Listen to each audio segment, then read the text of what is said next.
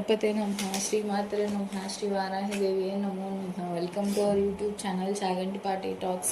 కోరిన కోరికలు తీర్చే సుందరాకాండ 45వ రోజు పారాయణము. చూడమని రామభద్రుడు, ఓ వానరవీరులారా, సీతాదేవి ఏ స్థితిలో ఉంది, నా యందు ఆవిడ ఏ దృష్టితో ఉంది, అంత వివరంగా చెప్పండి అన్నాడు. అప్పుడు వానరులందరూ సర్వవృత్తాంతం ఎరిగిన హనుమంతుణ్ణి ముందుకు నడిపించారు. హనుమంతుడు దక్షిణ దిశగా తిరిగి మనసా సీతాదేవికి నమస్కరించి రాముని చూసి, రామభద్ర, అమ్మవారిని అన్వేషించడానికి దక్షిణ సముద్రం 100 యోజనాలు దాటి లంకలో అడుగు పెట్టి అక్కడ సీతాదేవిని దర్శించాను.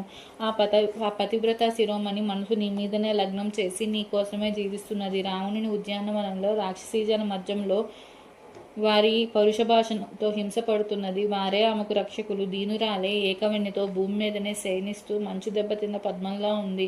క్రూర రావణ హింసలు పడలేక ప్రాణత్యాగానికి సంసిద్ధమవుతుండగా నేను ఈక్ష్వాకు వంశం కీర్తన ఆరంభించాను. అప్పుడు నన్ను విశ్వసించి నాతో మాట్లాడింది. నేను విషయమంతా వివరించాను. మీ మైత్రి మాట విని సంతోషించింది. అప్పుడు నన్ను గుర్తుగా చిత్రకూటం మీద వాయసం కథ చెప్పింది. ఆవిడ తిలకం జారినప్పుడు మనిషిలతో మీరు తిలకం దిద్దిన వృత్తాంతం గుర్తు చేసింది. ఈ చూడమని ఆనువాలుగా ఇచ్చి రాక్షసావాసంలో మరొక మాసం కంటే జీవించనని చెప్పి అన్ని విషయాలు సవిస్తరంగా చెప్పాడు. రాముడు చూడమణిని అందుకుంటూ గుండెలకు హత్తుకొని కన్నీరు విడుస్తూ సుగ్రీన్ వైపు తిరిగి, లేగదూడ కోసం ఆవు ఎంత తపన పడుతుందో ఈ మణిని చూడటంతో నేను సీత కోసం అంత బాధపడుతున్నాను. కళ్యాణ వేదిక మీద జనక మహారాజు దీనిని ఆమెకు శిరోభూషణంగా అలంకరించాడు. ఈ మణి పవిత్రజల సంభూత. దీనిని దేవేంద్రుడు కానుకగా ఇచ్చాడు. దీన్ని చూస్తుంటే మా తండ్రి గారిని, మా మామగారిని చూసినట్లు అనిపిస్తున్నది. ఇది ఆమెకే అలంకారం అని హనుమంతుని వైపు తిరిగి, మారుతి పీడుతునకి స్వాదు జలం వలె నీ మాటలు నా బాధకు ఉపశమనం కలిగిస్తున్నాయి. నా జానకి ఇంకా ఏం చెప్పింది? జానకి లేని జీవితం క్షణం కూడా భరించలేను. నన్ను కూడా ఆమె దగ్గరికి తీసుకువెళ్ళు. ఆ రాక్షసుల మధ్య ఏం బాధలు పడుతున్నదో మేఘఛాదిత శరత్చంద్రుని వలె ఉండి ఉంటుంది. రోగికి ఔషధంలో నాకు నీ మాటలే జీవనాధారం.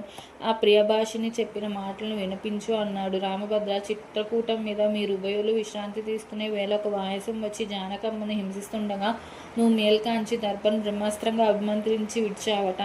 ఆ కాకి ముల్లోకాల్లోనూ అభయం దొరకక నిన్నే శరణ్ వేడితే అస్త్రానికి లక్ష్యంగా దాని కన్ను వదులుకున్నదట. అలనాడు వాయసం మీద అస్త్రం ప్రయోగించిన రాముడు రాక్షసుల విషయంలో ఎందుకు ఉపేక్షిస్తున్నాడు? లక్ష్మణుడైనా ఎందుకు రావడం లేదు? నేను చేసిన పాపకర్మలు పూర్తి కాలేదేమో, లేకుంటే ఇంతకాలం ఆ మహావీరులు ఉదాసీనంగా ఎందుకుంటారు అని కన్నీరు విడుస్తుంటే నేను తల్లి రాముడిని విరహవ్యతతో నిశ్చేష్టుడై ఉన్నాడు. లక్ష్మణుడు అన్నగారు దుఃఖం చూడలేక బాధపడుతున్నాడు. ఇంతకాలం నీ జాడ తెలియలేదు. ఇప్పుడు ఇంకా నువ్వు చింతించుకు.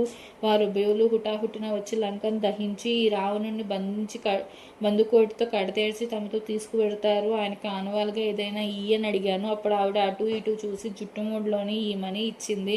నేను తిరుగు ప్రయాణానికి బయలుదేరుతుంటే హనుమ సింహ సదృశ పరాక్రమ సంపన్నులైన రామలక్ష్మణుని వానరేశ్వరిని అడిగానని చెప్తూ రామలక్ష్మణుని దర్శించగలగడం నీ అదృష్టమని నన్ను అభినందించింది. తల్లి, నా వీపు మీద కూర్చో, ఈ క్షణంలో వారి దగ్గరికి దింపుతాను అన్నాను. హనుమ నా మనసు స్వాధీనంలో ఉండగా పరపురుష స్పర్శ సహించను.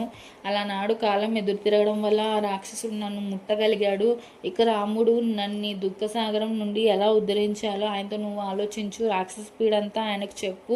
నీకు శుభమగ్గు కాక అని క్షణం ఆగి, పోనీ ఈ రోజు ఇక్కడెక్కడైనా విశ్రాంతి తీసుకొని వెళ్ళరాదా? నువ్వు మళ్ళీ తిరిగి వచ్చే వరకు నేను ఉంటానో ఉండనో నా దుఃఖాలకు అంతు కనపడడం లేదు. మీ వానర బల్లూక సేనలు ఈ అనంత విశాల సాగరాన్ని ఎలా దాటగలవయ్యా? దాశరథులకు మాత్రం సాధ్యమా? వాయుదేవుడు, గరుత్మంతుడు, నువ్వు తప్ప మరెవరు ఈ సముద్రం దాటలేరు. ఈ అసాధ్యాన్ని ఎలా సాధిస్తారో చూడాలి. అందుకు నువ్వే సమర్థుడవు. రాముడు స్వయంగా వచ్చి రాక్షస సంహారం చేసి నన్ను తీసుకువెళ్ళడం ఆయనకి యశస్కరం.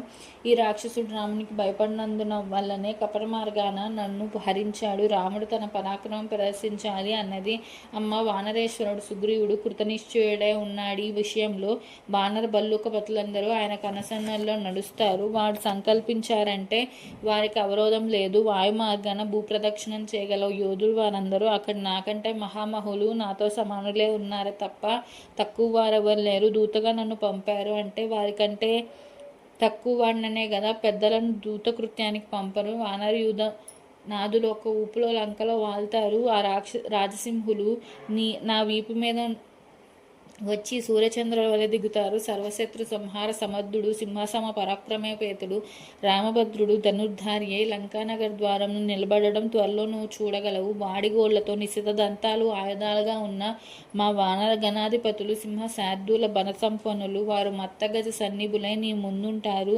వార్షికాభ్రాల వలె మహాపర్వతాల వలె ఈ లంకానగర సమీపగిరి సానువుల మీద సింహనాదాలు చేస్తుంటే వినే రోజు దూరంలో లేదు.